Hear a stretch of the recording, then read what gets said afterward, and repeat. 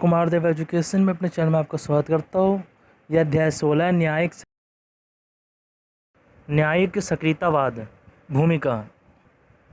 पिछले 2 पार्ट में आप पढ़ चुके हैं कि भारत के संविधान में एक स्वतंत्र न्यायपालिका की व्यवस्था है। भारत में न्यायपालिका का अधिकार क्षेत्र केवल विवादों के निपटारे तथा कानून का उल्लंघन करने वाले व्यक्तियों दंडित करना ही सीमित नहीं है, बल्कि उसे संविधान के संरक्षण तथा नागरिक अधिकारों की सुरक्षा का भी अधिकार प्राप्त है। यहाँ तक कि न्यायपालिका अपने इन उद्देश्यों की पूर्ति के लिए विधायिका अथवा कार्यपालिका द्वारा दिए गए किसी भी निर्णय को असंवैधानिक घोषित कर सकती है अथवा निरस्त कर सकती है। इस संबंध में भी आपको पिछले अध्याय में पहले ही बताया जा चुका है।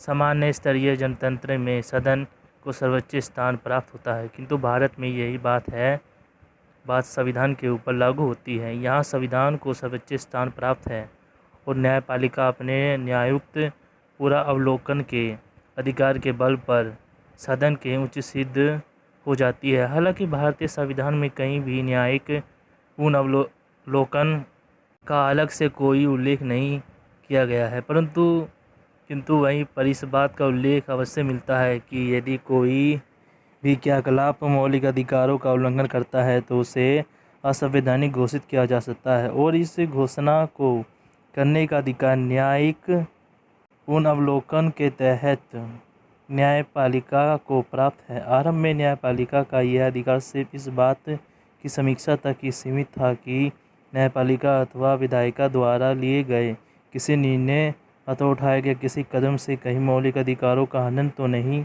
हो रहा है, किंतु धीरे धीरे न्यायपालिका ने बारे में इस अधिकार का विस्तार करना शुरू कर दिया और सामाजिक मुद्दों से जुड़े सवालों, पर्यावरण संबंधी समस्याओं तथा जनतांत्रिक संगठनों के क्रियाकलापों की भी समीक्षा करनी आरंभ कर दी। न्यायपालिका के इसी सक्रियता को न्यायिक सक्रियतावाद कहा जाता है।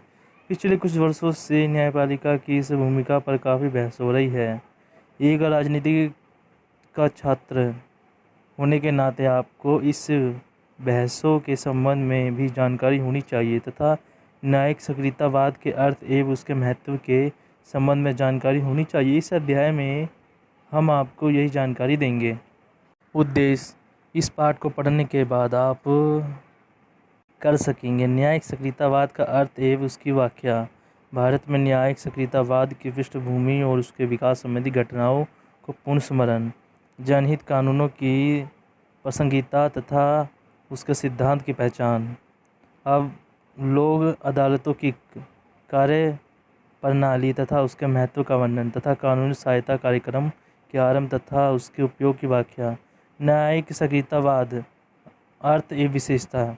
आप पिछले अध्याय में पढ़ चुके हैं कि न्यायिक सक्रियतावाद का अर्थ उस अधिकार से है जिसके तहत न्यायालय कार्यपालिका, विधायिका तथा सार्वजनिक निकायों के कार्य प्रणाली की समीक्षा करता है तथा उसे प्रामाणिकता प्रदान करता है। निस्संदेह यह एक व्यापक अधिकार है। ब्रिटेन में सदन की सर्वोच्च संबंधी सिद्धांत के चलते वहाँ की न्यायपालिका को न्यायिक पूर्ण अवलोकन का अधिकार प्राप्त नहीं है, किंतु संयुक्त राष्ट्र अमेरिका के सीमित अथवा संवैधानिक सरकार के सिद्धांत से इसे सर्वाधिक महत्व प्राप्त है। अपने इसी अधिकार के चलते संयुक्त राष्ट्र अमेरिका के सर्वोच्च न्यायालय ने संविधान के संरक्षण के रूप में गरीब और दलित वर्गों के हितों की तरफ अपना ध्यान आकर्षित किया है एवं उनको कानूनी सहायता उपलब्ध करानी शुरू कर दी है और इसके अंतर्गत न सिर्फ गरीब और असहायक लोगों को ही कानून सहायता प्रदान करती है, बल्कि उन पर साधारण नागरिकों को भी कानूनी सहायता प्राप्त करती है जो ना तो अपने मुकदमों के लिए वकील का पाबंदन कर सकते हैं, ना दूसरे कानूनी संगठनों के पास जा सकते हैं और ना ही किसी तरह की प्रशासन के संबंध अपने मसले रख पाते हैं। न्यायालय के रूप में कार्य को इकाई सक्रियतावाद कहते हैं। सीमित सरकार, इसका अर्थ है उन शक्तियों से है जिनके द्वारा सरकार के अधिकारों पर अंकुश लगाया जाता है ताकि वह नागरिकों के ऊपर असीमित अधिकारों का प्रयोग न कर सके। इन अधिकारों पर अंकुश संविधान द्वारा लगाया जाता है। इसके अंतर्गत संविधान सरकार के अधिकारों को सीमित करता है तथा उनकी व्याख्या करता है।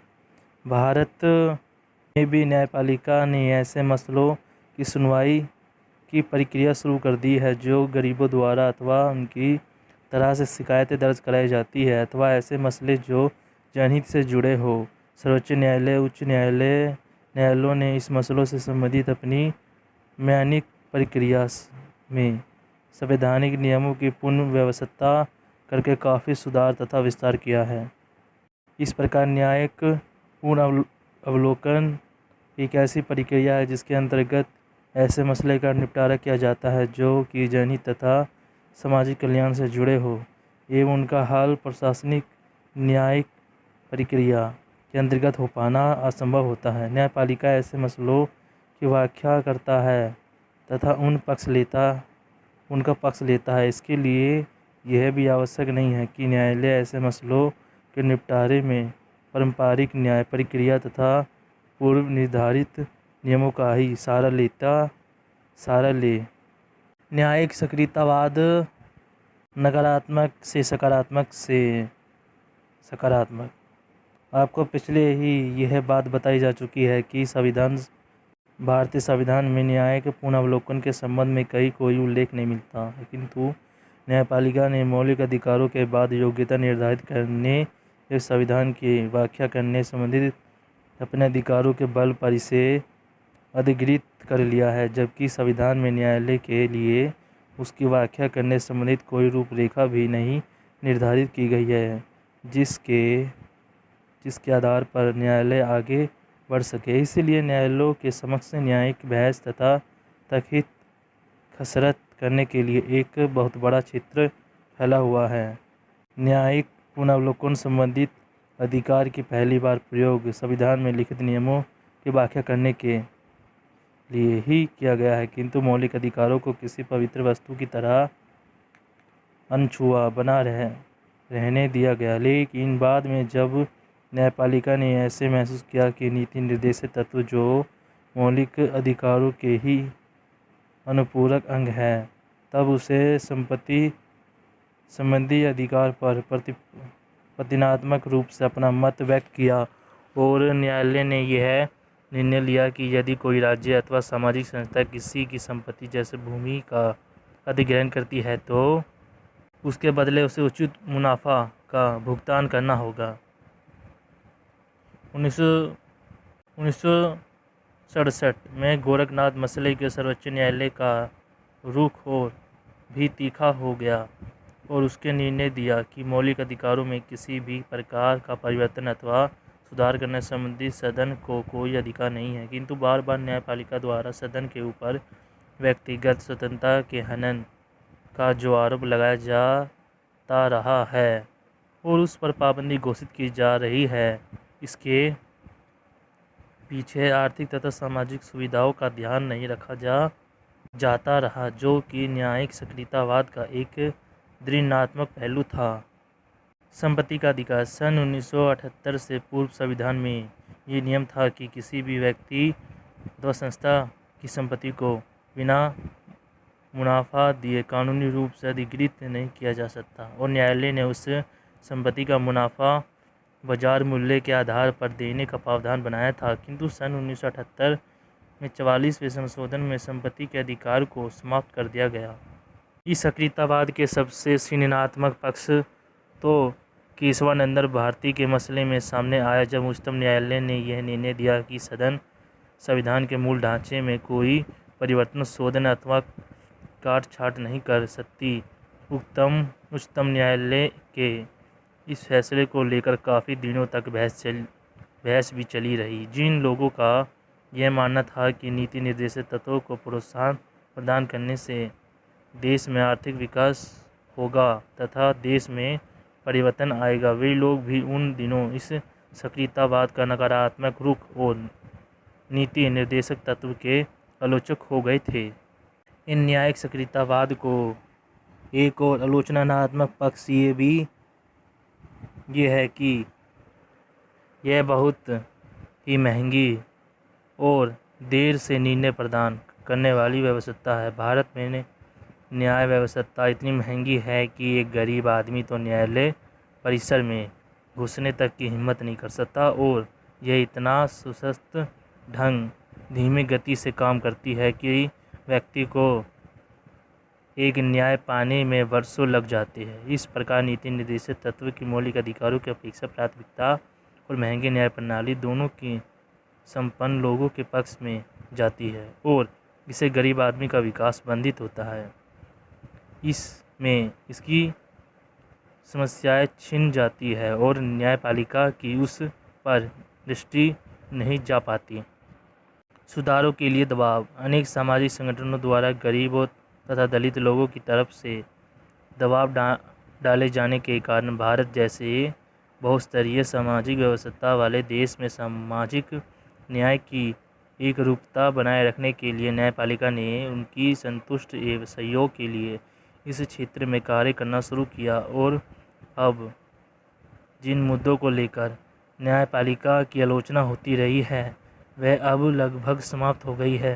सरकार ने कई ऐसे आयोगों का गठन कर दिया है जिससे कि न्यायपालिका तथा कानून व्यवस्था में काफ़ी सुधार आया और तथा महंगे और सुस्त प्रणाली में भी सुधार हुआ। सन 1975 में जब आपातकाल लागू किया गया तब एक ज़बरदस्त मानवाधिकारी आंदोलन उठ खड़ा हुआ। तब सर्वोच्च न्यायालय में कुछ न्यायाधीशों ने संविधान की आत्मा ये दर्शन की सेकंड व्याख्या कर अपने सवाल खड़े किए। उन्होंने यह सिद्ध किया कि मौलिक अधिकारों के साथ साथ जनतांत्रिक ये सामाजिक न्याय का अधिकार भी संविधान के प्रतीक चिन्ह हैं, और उसके बाद ये सिद्धांत संविधान के नियम के रूप में स्वीकार कर लिए गए और न्यायालयों को यह अधिकार मिल गया कि संविधान के रक्षक के रूप में वह स्थानीय गतिविधियों में भी प्रतिभागी हो जाता है तथा उन लोगों के पक्षधर के रूप में भी कार्य करेगा जो कि अपने मसले किसी कारण अदालत के सामने ला पाने के असमक्ष है।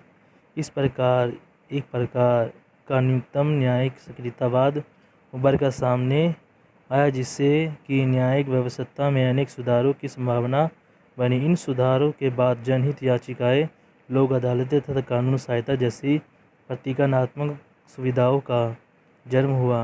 अब आप इसके बारे में अधिक जानकारी प्राप्त करना चाहेंगे। जनहित याचिका। आप पीछे ये पढ़ आए हैं कि एक विशेष प्रकार के सामाजिक सक्रियतावाद के साथ साथ किस प्रकार न्यायपालिका के अंदर भी नई प्रवृत्तियों तथा पूर्व अवलोकन की प्रवृत्ति तेजी से पनप रही है। कुछ न्यायाधीशों ने सामाजिक कल्याण तथा गरीब तथा असहाय लोगों से जुड़े न्यायालय के उत्तरदायित्वों में कुछ और सुधार के सुझाव भी दिए थे। 1980 में शुरुआत में सर्वोच्च न्यायालय ने अपनी न्याय प्रक्रिया तथा कानून संबंधी नियमों में भी किए, और इन सुधारों के पीछे ये उद्देश्य निहित था कि इन गरीब और असहाय लोगों को समस्याओं को अदालत के सामने लाकर हल किया जाए, जो संसाधनों की कमी अथवा जानकारी की कमी के कारण अपनी समस्या सामने नहीं ला पाते। इसी उद्देश्य के तहत जनहित याचिका का भी प्रावधान सामने लाया गया। आप इस संबंध में संक्षेप में पिछले अध्याय में पढ़ भी चुके हैं।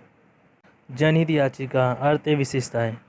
जनहित याचिका ये प्रक्रिया के तहत इसके तहत गरीब और असहाय लोगों जो कि सामाजिक अयोग्यता, गरीबी तथा अज्ञानता के कारण अपने अधिकारों के लिए अदालत के सामने नहीं जा पाते, उनकी तरफ से किसी भी जन प्रतिनिधि अथवा सामाजिक कार्यकर्ता द्वारा अदालत में उनके अधिकारों को रखा जाता है। इसके लिए यह आवश्यक नहीं है कि याचिका किसी वकील के माध्यम से परंपरागत प्रतिक्रिया के तहत ही दायर की जाए।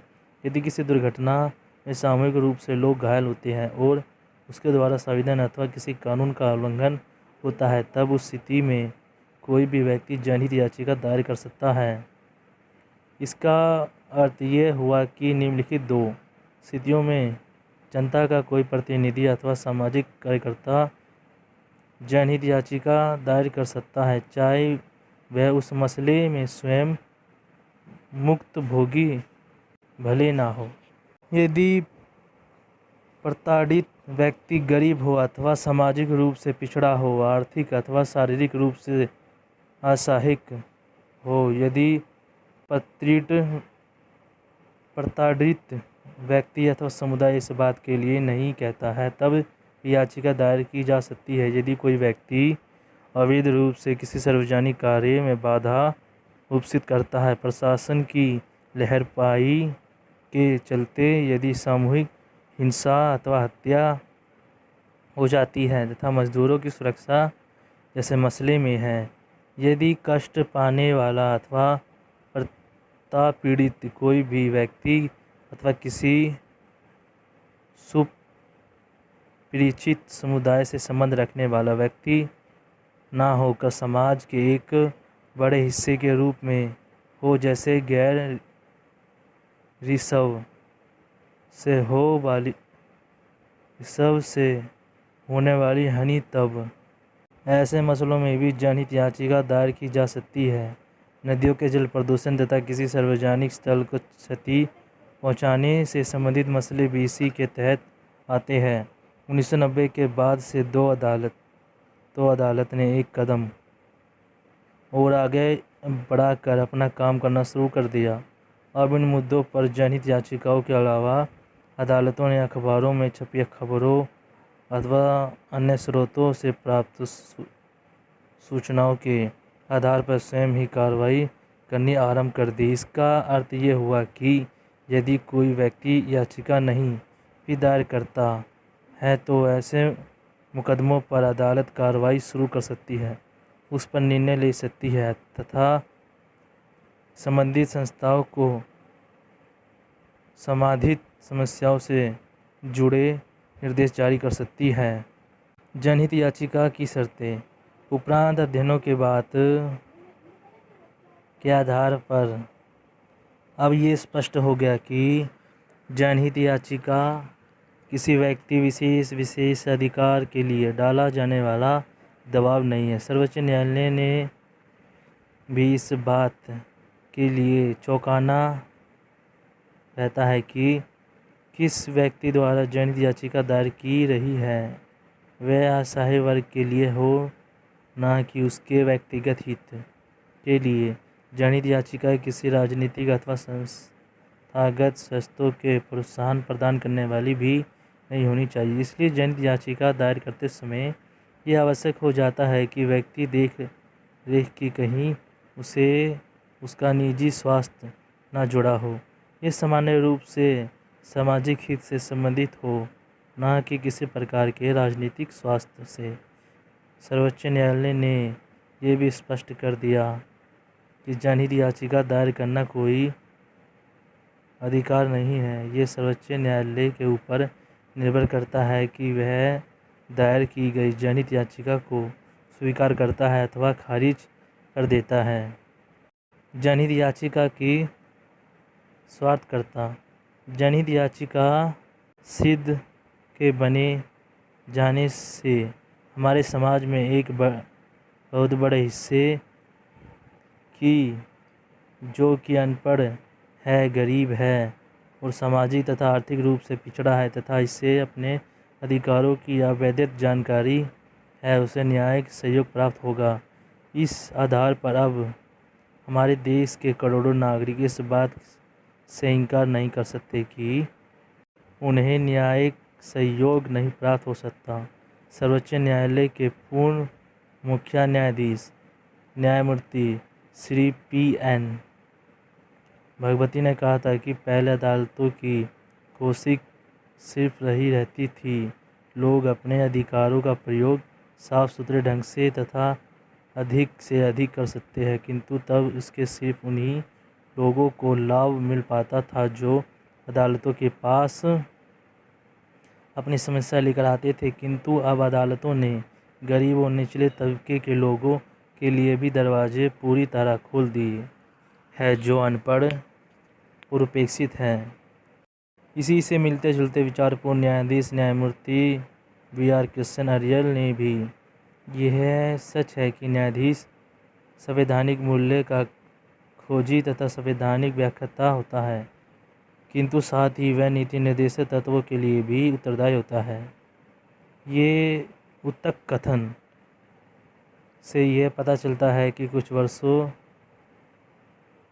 ही वर्षों में न्यायपालिका ने वह सिद्ध कर दिया है कि संविधान केवल अध्ययन का विषय नहीं बल्कि इसके आदर्शों को लागू किए जाने की भी आवश्यकता है, जो कि सामाजिक मुद्दों के माध्यम से अदालतों ने हमारे सामने प्रस्तुत की है। सामाजिक न्यायिक सक्रियता के चलते न्यायपालिका अभिव्यक्ति के लिए संघर्षरत लोगों की भूमिका सिद्ध हुई है। समाज के गरीब तथा निचले तबके की एक विशाल जनसंख्या ने पहली बार ये महसूस किया कि न्यायालय उनके हितों की सुरक्षा के लिए तत्पर है। जनहित याचिका की आलोचना। उपरांत अध्ययनों से ये पता चलता है कि जनहित याचिका ने अदालतों के कार्यों का बंटवारा कर दिया है। कुछ पेशकों का मानना है कि भारत में न्यायपालिका ने अपने अधिकारों का अतिक्रमण भी करना शुरू कर दिया है। आलोचकों का कहना है कि जनहित याचिका के नाम पर न्यायपालिका नीति से संबंधित मसलों पर अधिक विचार करती है। इतने कार्यपालिका का विधायिका के कार्य विषयक तत्वों की जांच को अपना परम अधिकार बना लिया है। हमारी अदालतों ने जनसहयोग के चलते विधायिका तथा कार्यपालिका से जुड़े लोगों के ऊपर अपने अधिकार का दावा करने लगी है। संविधान के नियमों पर चिंतन मनन नहीं करती। इस तरह की शक्तियों का प्रयोग तो अमेरिका तथा सर्वोच्च न्यायालय भी नहीं करता, जिसे कि सर्वोच्च अधिकार प्राप्त है। पिछले कुछ वर्षों से भारत में अदालत लगभग सभी मुद्दों पर हस्तक्षेप करने लगी है। इस प्रकार न्यायपालिका एक तरह से तीसरे सदन की भूमिका अदा करने लगी है, अथवा ऐसे अधिकारों का प्रयोग करने लगी है जो उससे संबंधित नहीं है। तीसरा सदन में दो सदनों की व्याख्या है। लोकसभा तथा राज्यसभा। इन्हीं दोनों सदनों के बहुमत से पारित कोई भी बिल कानून बनता है, किंतु न्यायपालिका इन दोनों सदनों द्वारा पारित किसी कानून को खारिज भी कर सकती है। इसलिए न्यायपालिका के इस व्यवहार को तीसरे सदन के रूप में व्याख्यापित करके आलोचना की गई है। दूसरे कोणों से आलोचकों ने अपने विचार व्यक्त किए हैं कि किसी भी समाज में सामाजिक कल्याण तथा जनहित के कार्य में संकलन विभिन्न प्रकार की संस्थाएं होती है। हालांकि न्यायिक सक्रियतावाद बेहतर उद्देश्यों को लेकर चलती है, किंतु इसका मतलब यह नहीं है कि सिर्फ न्यायाधीश ही समाज के सच्चे सुधारक होते हैं। कई बार ये लोग संस्थाओं की सीमाओं एवं प्रकृति को जाने बिना उन्हें अपना निर्देश जारी कर देते हैं। आलोचकों का ये तर्क है कि न्यायाधीशों को ये कोई अधिकार नहीं है कि वह न्याय नीतियाँ तय करने में अपनी भूमिका निभाए तथा जनतंत्र का मूल्यांकन करे। कुछ आलोचकों न्यायपालिका पर राजनीतिक उद्देश्यों की पूर्ति का आरोप लगाते हैं। उनका आरोप है कि कुछ न्यायाधीश लोकप्रियता हासिल करने के लिए कुछ अतिरिक्त रूप से अपनी सक्रियता प्रकट करते रहते हैं।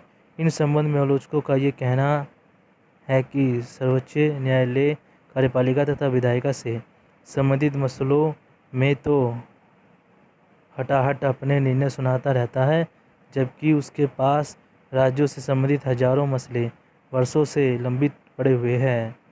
उनके अनुसार अदालतों को त्वरित गति से इन मसलों को निपटाने के लिए सक्रिय हो जाना चाहिए, विनिष्पत्त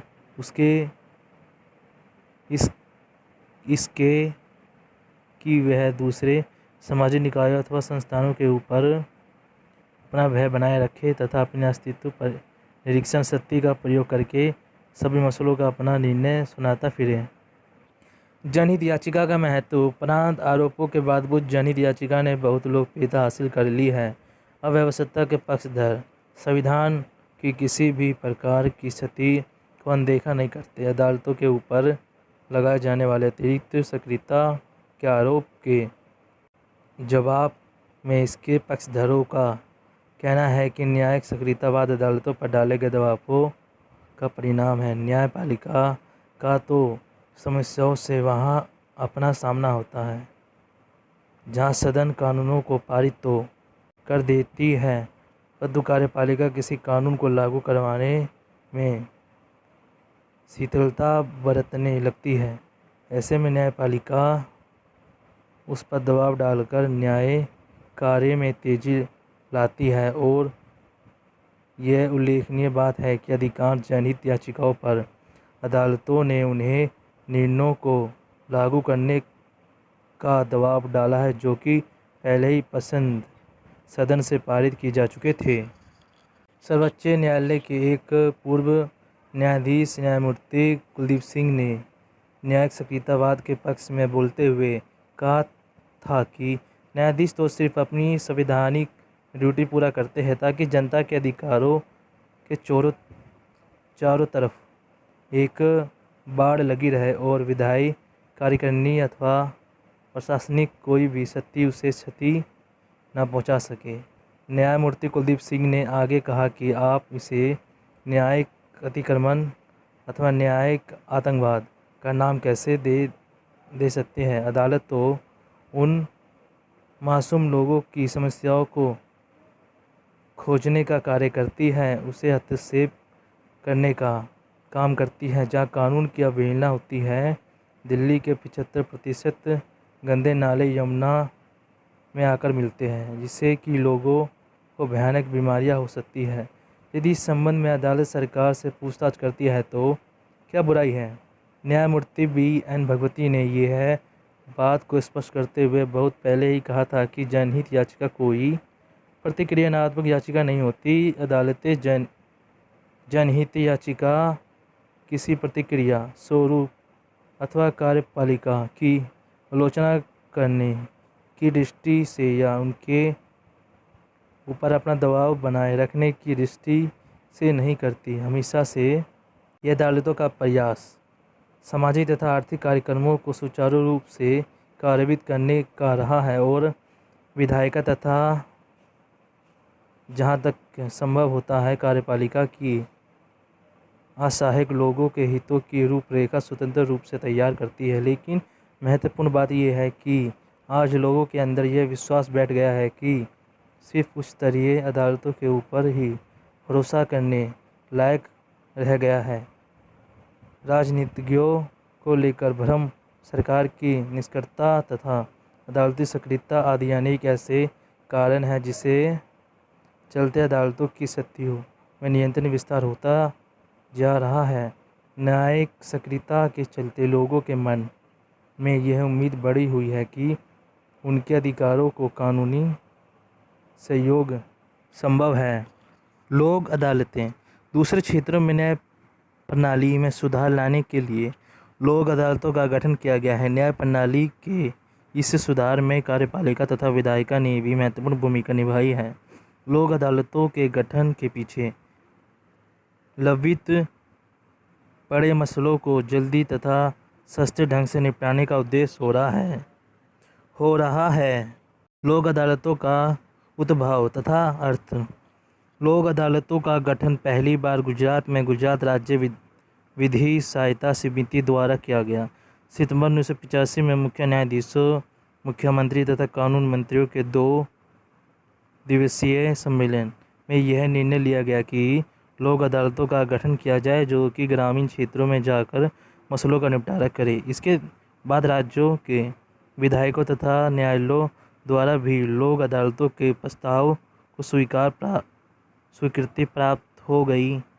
लोक अदालतें एक प्रकार से उन मसलों का निपटारा करती है जो अदालतें से बाहर के मसले हैं। ऐसे विवाद जो किसी प्रकार के अपराध अथवा गंभीर किस्म के किसी आपसी समझौते के टूट जाने से संबंधित ना हो, लोग अदालतों में निपटारे के लिए लाए जाते हैं। पंचों की सहायता के लिए तथा उनकी उचित जानकारी के लिए, ताकि वह मसले की यह तक जा सके। लोगों के लिए यह आवश्यक होता है कि सही अथवा उपलब्ध कराया जाए। उपलब्ध साक्ष्यों के आधार पर तथा विवाद से संबंधित दोनों पक्षों की आपसी सहमति के आधार पर पंच मसलों का निपटारा करते हैं।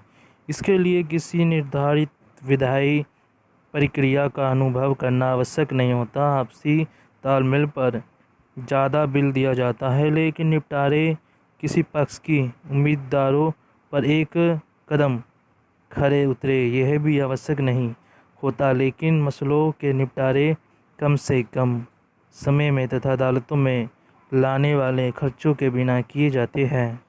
तलाक, गुजारे भत्ते का निर्धारण तथा भुगतान एवं बच्चों के पालन पोषण जैसे पारिवारिक विवादों के निपटारे लोक अदालतें पारिवारिक ढंग से पारिवारिक समझौते तथा ग्राम पंचायतों की सहायता से करती है।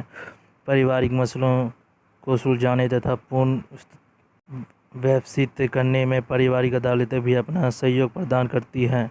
छोटी मोटी संपत्ति संबंधी विवाद, जीवन बीमा अथवा दुर्घटना से संबंधित दावों तथा बिजली तथा टेलीफोन बिल से संबंधित विवाद जैसे मसलों का निपटारा लोक अदालतें के अधीन किए जाते हैं। किंतु उल्लेखनीय बात यह है कि लोक अदालत कार्य स्थापित अदालतों का स्थान नहीं ले सकती। यह एक की वैकल्पिक एक सुचिंत व्यवस्था है। इसका अर्थ यह है कि किसी भी आदमी को लोक अदालत की न्याय प्रणाली को स्वीकार करने के लिए बाध्य नहीं किया जा सकता। चोरी, डकैती तथा हत्या संबंधित मसलों में लोक अदालतों को किसी प्रकार के फैसले देने अथवा दंड सुनाने का अधिकार नहीं है। संक्षेप में हम लोक अदालतों की कार्य प्रणाली को इस प्रकार समझ सकते हैं। अदालत से बाहर के मसलों को समझौते के आधार पर सुलझाना, न्यायाधीश द्वारा आपसी समझौतों पर बिल देना, वकील तथा अदालती शुल्क के बिना मसलों के निपटारे करना, पारिवारिक विवादों से संबंधित मसलों तथा इसी प्रकार के अन्य दीवानी मसलों का आपसी समझौते के आधार पर निपटारे करना। लोक अदालत प्रणाली का महत्व। लोक अदालत कई प्रकार से जन साधारण की सहायता करती है। इन लोगों के समय और पैसे दोनों की बचत होती है। लोगों को समाज में आने वाली अनेक मुसीबतें तथा सामाजिक तनावों से लोक अदालतें कानूनी रूप से मुक्त कराती है, जिससे विवाद से संबंधित पक्षों के बीच आपसी संबंध बेहतर बनते हैं। लोक अदालत का एक और कार्य सराहनीय तथा स्वागत योग्य है कि इनकी वजह से अदालतों का बहुत सारा समय बचता है। भारतीय न्यायालयों में हजारों मसले बरसों बरस लटके रहते हैं। अत्यधिक काम के दबावों के चलते वकील तथा अदालत के कर्मचारी वादी और बेवजह परेशान करते रहते हैं। अब लोक अदालतों द्वारा ऐसे मसलों को अपने अधीन ले लिए जाने के कारण अदालतें अति महत्वपूर्ण मसलों पर अपना ज़्यादा से ज़्यादा समय दे सकती है। उच्च न्यायालय तथा सर्वोच्च न्यायालय द्वारा नियंत्रण लोक अदालत प्रणाली को प्रोत्साहन प्राप्त होता रहा है। कानूनी सहायता आंदोलन। गरीब तथा उपेक्षित लोगों तक कानूनी प्रणाली को पहुंचाने के लिए जरूरतमंद लोगों की कानूनी सहयोग प्रदान करने में न्यायपालिका ने अपनी सक्रिय भूमिका निभाई है। इसके बारे में आप पिछले अध्याय में पढ़ भी चुके हैं। अनुच्छेद 29 के में वर्णित एक नीति निर्देशक तत्व द्वारा राज्यों को समान न्याय एवं कानूनी सहयोग के निर्देश दिए गए हैं तथा सर्वोच्च न्यायालय ने इस निर्देश की बहुत ही सकारात्मक विस्तृत व्याख्या प्रस्तुत की है। सर्वोच्च न्यायालय के अनुसार कानूनी सहयोग का अर्थ ये नहीं है कि इसके दूसरे गरीब वक्ताओं को सहयोग प्रदान किया जाए, बल्कि इसका यह मतलब है कि कानूनी सहायता कार्यक्रमों के तहत लोगों की विधायी जागरूकता पैदा करना, गरीब तथा शोषित लोगों के पक्षधर संगठनों के भीतर ऐसे दृष्टिकोण पैदा करना ताकि वह अधिनियमों के पारित करने तथा समतामूलक कानूनों के निर्माण के लिए दबाव बनाए रख सकें। गरीब तथा विकलांग लोगों को कानूनी सहायता प्रदान करना, उपेक्षित लोगों को न्याय दिलाने के लिए जनहित याचिकाओं अथवा परंपरागत ढंग से अदालतों के साथ संघर्ष की प्रवृत्ति पैदा करना, सस्ते ढंग से तथा जल्द विवादित मसलों के निपटारे के विकल्प की तलाश करना। संक्षेप में यह कह सकते हैं कि न्यायिक सहयोग का उद्देश्य सबके लिए एक विशेषकर उन उपेक्षित तथा इससे वंचित लोगों के लिए समुचित न्याय की व्यवस्था करना होता है, जो कि संसाधनों की कमी के चलते नहीं प्राप्त हो पा रही थी। सर्वोच्च न्यायालय ने कानून सहायता को एक आंदोलन के रूप में चलाए जाने का सुझाव दिया। भारतीय सदन में भी नीति निर्देशित तत्व जरूरतमंद लोगों को न्याय द्वारा कानूनी सहयोग प्रदान किए जाने संबंधी क्रियाशीलता की तरफ अपना ध्यान आकर्षित किया।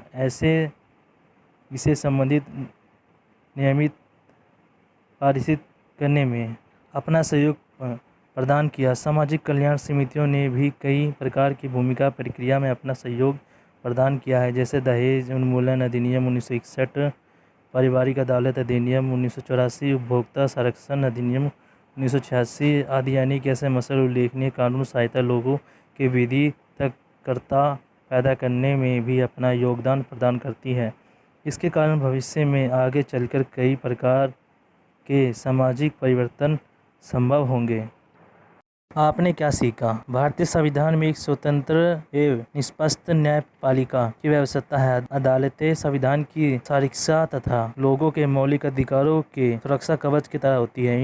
इन सत्यों का प्रयोग करते हुए न्यायपालिका कार्यपालिका के ऊपर कानून के सुचारू रूप से चालू किए जाने के लिए दबाव डालती है तथा ऐसे कानून को अवैधानिक करार देती है, जिनकी वजह से मौलिक अधिकारों का हनन होता है। न्यायपालिका की यह क्रियाशीलता न्यायिक सक्रियता के रूप में जानी जाती है। आरंभिक वर्षों में कुछ जनतांत्रिक समाजवादी उलझन वाले लोगों द्वारा न्यायिक सक्रियता की आलोचना की गई थी। इनका आरोप था कि अदालतें इसके माध्यम से सिर्फ व्यक्ति के मौलिक अधिकारों की रक्षा करती है और इनका ध्यान समाज कल्याण तथा नीति निर्देशक तत्वों की तरफ नहीं जाता। इससे सिर्फ संपन्न लोगों को ही लाभ पहुंचता है। गरीब लोग महंगी और सुस्त लालची अन्य प्रणाली के चलते अंत से अपेक्षित नहीं रहते। धीरे धीरे न्यायिक ने अपने बढ़ते प्रभावों के कारण लोगों के मन में यह धारणा पैदा कर दी कि संविधान को पढ़ा जाना चाहिए तथा उनकी सत्यों तथा उनके दर्शन को जानना चाहिए। संविधान के उद्देश्य को सबको न्याय दिलाना तथा नीति निर्देशित तत्व इसके अविभाज्य अंग के रूप में थे। न्यायालय का कर्तव्य गरीबों तथा संपूर्ण समाज की अदालतों की रक्षा करना था। न्यायपालिका अपनी सकारात्मक भूमिका निभा रही है। ये गरीब लोगों के न्याय दिलाने के लिए प्रोत्साहित भी कर रही है और तथा न्यायपालिका ने इसी अपनी न्यायिक प्रक्रिया को काफ़ी लचीला भी बनाया है। इस जनहित याचिका काफ़ी तेजी से प्रभावी सिद्ध हो रही है। जनहित याचिका के माध्यम से कोई भी नागरिक गरीब तथा अशिक्षित लोगों की तरफ से अथवा संपूर्ण समाज की ओर से मुकदमा दायर करता है। 1990 में अदालत ने यह महसूस किया कि कुछ विशेष क्षेत्रों में कार्यपालिका कुछ मसलों में विधायिका संविधान की आत्मा के अनुरूप तथा सामाजिक हितों को ध्यान में रखते हुए अपने कर्तव्यों का पालन नहीं कर पा रही है। के बाद से कभी कभी न्यायपालिका के नैतिकता तय करने संबंधित कार्यों में भी हस्तक्षेप करना शुरू कर दिया। इस बात को लेकर कई आलोचकों ने न्यायपालिका की निंदा की तथा इसे सामान्य संवैधानिक तथा जनतांत्रिक भूमिका नहीं माना। हालांकि सामान्य जनता अदालतों की इस भूमिका से काफी पसंद है। जनहित याचिका तथा न्यायिक सक्रियता के चलते न्याय प्रक्रिया में भी कई प्रकार से सुधार हुए, जिसमें से दो बहुत महत्वपूर्ण। एक तो कि लोगों को लोक अदालत प्रणाली के चलते सस्ता और आसान न्याय मिलने लगा तथा दूसरा न्यायिक सहायता से गरीब लोगों को काफी राहत मिली, जो कि संसाधनों की कमी के कारण न्यायालय तक नहीं पहुंच पाते थे। भारतीय न्याय प्रणाली अब सामान्य आदमी के अधिकारों की रक्षा करने तथा जनतांत्रिक मूल्यों को बनाने रखने के लिए बराबर तत्पर रहती है। लेकिन सदनीय जनतंत्र को व्यवस्थित बनाए रखने के लिए ये जरूरी है कि सरकार के 3 अंग आपसी सहयोग के साथ कार्य करें तथा अपने विरासत को बनाए रखें। दोस्तों, चैप्टर खत्म हुआ। वीडियो चले तो वीडियो को लाइक करें, चैनल को सब्सक्राइब करें। थैंक यू दोस्तों।